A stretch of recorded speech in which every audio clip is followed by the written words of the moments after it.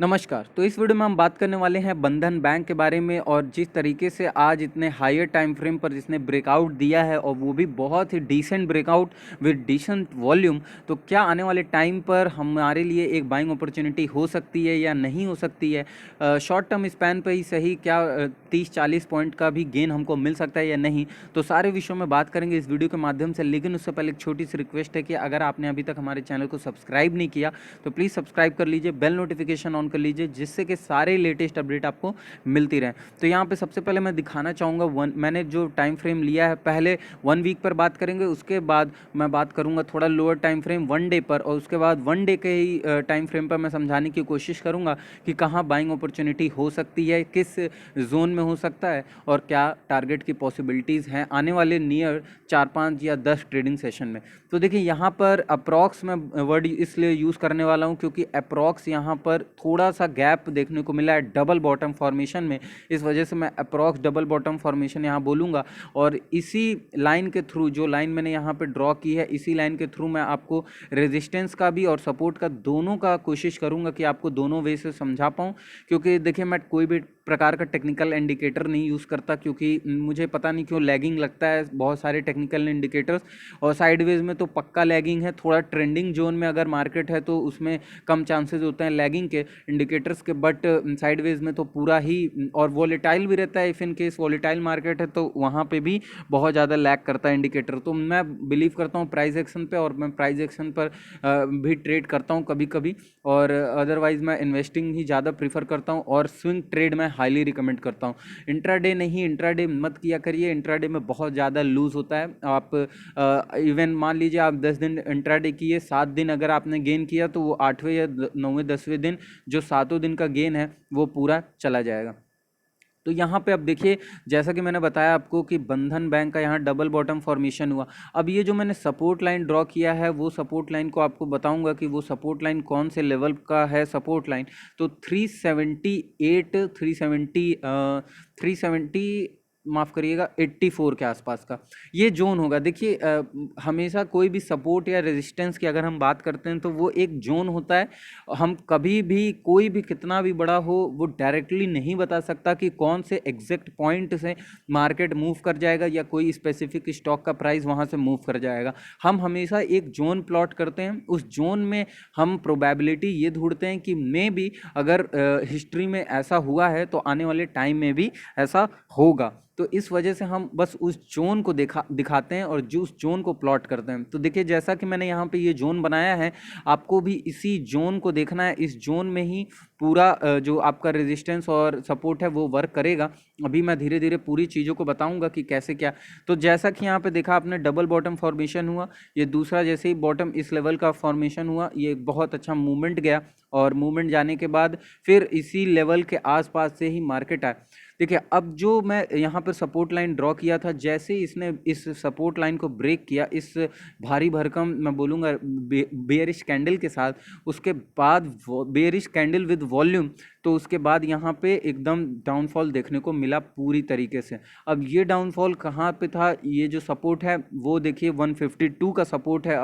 अब उसके बाद से क्या सिनेरियो देखने को मिला कि कॉन्टिन्यूअस जो है मार्केट 152 का सपोर्ट लिया और बंधन बैंक ने वापस से रैली दिखानी शुरू कर दी। अब मैं 1 वीक के चार्ट पर यहाँ पर दिखाऊंगा थोड़ा सा मैक्सिमाइज करके कि जैसा कि मैंने यहाँ पर लगाया रेजिस्टेंस को, आप देख सकते हैं क्लियरली ये 1 वीक का जो रेजिस्टेंस का था आपका लाइन, वो टूट गया है इस 1 वीक के ट्रेडिंग सेशन में विद हाई वॉल्यूम। वॉल्यूम भी अच्छा खासा है, अप्रॉक्स 20 मिलियन के आसपास का यहाँ पे वॉल्यूम है। और अगर बात करें यहाँ पे इस रेजिस्टेंस की लाइन की, जैसा कि इसमें देखिए आप ब्रेकडाउन हुआ था तो बहुत ही ज़बरदस्त फॉल था, वैसे ही अब ब्रेकआउट हुआ है ऊपर के साइड में विद हाई वॉल्यूम। तो हमको लग सकता है, यह प्रोबेबिलिटी हम जता सकते हैं कि हाँ आने वाले कमिंग फ्यूचर्स में या कमिंग डेज में एक अच्छी खासी हमको पॉइंट्स की बुकिंग देखने को मिल सकती है। तो अब अगर मैं इसको लेकर चलूँ 1 डे के चार्ट पर और वहाँ और क्लियरली आपको बताने की कोशिश करूँ तो आप और क्लियरली समझ पाएंगे। देखिए अब मैं यहाँ पे इसको मैक्सिमाइज करता हूँ इस पूरे चार्ट को, और 1 वीक पे जैसा कि मैंने बताया इस पूरे जोन में हुआ था ब्रेकडाउन, और उसके बाद से मार्केट जो है पूरा यहाँ तक फॉल देखने को मिला। 152 का यहाँ पर सपोर्ट जोन बना, और उसके बाद से मार्केट ऊपर के दिशा में चला गया। देखिए 152 का यहाँ पे सपोर्ट जोन है, और उसके बाद से मार्केट ऊपर ही ऊपर दिशा में। अब आज के ट्रेडिंग सेशन की अगर मैं बात करूँ तो आज देखिएगा यहाँ पर क्लियरली एक फ्लैगी पैटर्न बन रहा था, नॉट एकदम प्रॉपर पैटर्न, बट फिर भी अगर हम बोले तो ये ब्रेकआउट होगा और ये एक तरीके का फ्लैग पैटर्न होगा।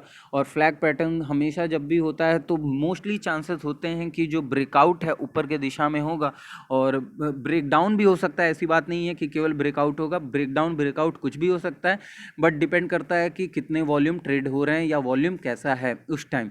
अब देखिए यहाँ पर आज के दिन में क्या हुआ कि आज जो था रेजिस्टेंस लाइन ब्रेक हुई, और मैं मैक्सिमाइज कर रहा हूँ, और रेजिस्टेंस लाइन ब्रेक होने के साथ इसने एक अच्छे वॉल्यूम के साथ क्लोजिंग दी, और ऊपर के लेवल में अब हम जाने की कोशिश कर रहे हैं, यानी कि अप्रोच जो है वो अब हमारा ऊपर के लेवल का है। तो अब इस ब्रेकआउट के साथ एंट्री कहाँ होगी, एग्जिट कहाँ होगी, अब मैं बताना चाहता हूँ कि देखिए थोड़े से ही क्वांटिटी के साथ आपको अभी एंटर करना है, ये नहीं कि पूरा भारी भरकम उठा लिया। हमेशा ब्रेकआउट को भी हमेशा ब्रेकआउट को प्ले करने का एक तरीका होता है कि ब्रेकआउट सही है या नहीं सही है। अपने कैपिटल का केवल 15% इन्वेस्ट करिए, और जब लगे आपको एक कंफर्मेशन मिल जाए कि हाँ हमको आने वाले टाइम में even more than 50 point 60 points का भी अच्छा खासा गेन दिख सकता है, तब अपने कैपिटल को डिप्लॉय करें धीरे धीरे उसको पार्शियली। जी हाँ, आप ध्यान से समझिएगा कि जब भी ब्रेकआउट को आप प्ले करें या ट्रेंड को ब्रेकआउट ट्रेंड को प्ले करें, ये तो अपने कैपिटल का मोर देन 15% मत लगाइए, उसका भी एक स्ट्रिक्ट एसएल रखिए।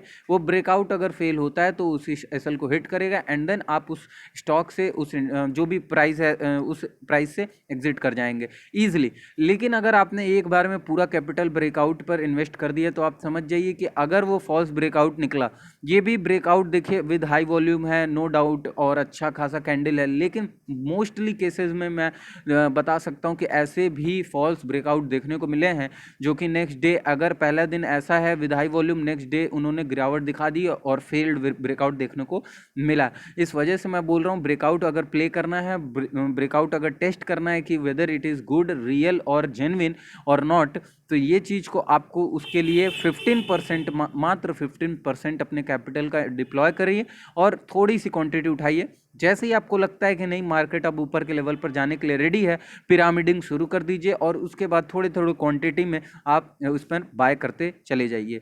तो ये थी स्ट्रैटेजी, यही स्ट्रैटेजी होनी चाहिए आपको आने वाले जो इसमें ट्रेडिंग सेशन है उसमें। और देखिए एसएल की बात करें, यहाँ एसएल में आपको बताना चाहूँगा कि जो एसएल है वो कहाँ हो सकता है, माफ़ करिएगा 1 डे के चार्ट पर। जी हाँ, एसएल देखिए, एसएल अब आपको क्या लेना, आज का अगर रेंज की मैं बात करूँ 362 टू 391 का यहाँ पर देखने को मिल रहा है, 401 के आसपास का हाई बनाया है इसने।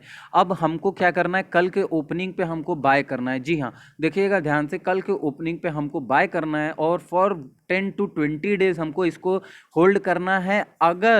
अगर फिर से समझ लीजिएगा, अगर ये ब्रेकआउट सही हुआ तब होल्ड करना है, अच्छे खासे गेन के लिए होल्ड करना है, अदरवाइज आपको कभी भी लूजिंग ट्रेड में होल्ड नहीं करना।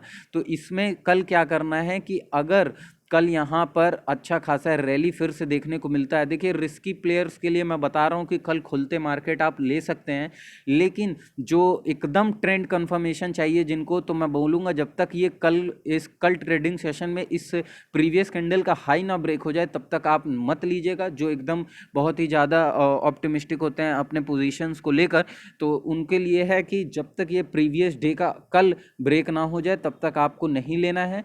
और दूसरी चीज़, जो आपका एसएल होगा, बहुत बड़ा क्वांटिटी हो छोटा क्वांटिटी हो, नो डाउट क्या है क्या नहीं है, आपको इस कैंडल का जो होगा वो आपका एसएल होना चाहिए। तो ये सिनेरियो है जो एकदम हाईली मोटिवेटेड जो होते हैं, जिनको एकदम चाहिए कि नहीं हमारा पैसा कम लगे, जो रिस्क नहीं हो हैं, जो रिस्क नहीं ले सकते उनके लिए।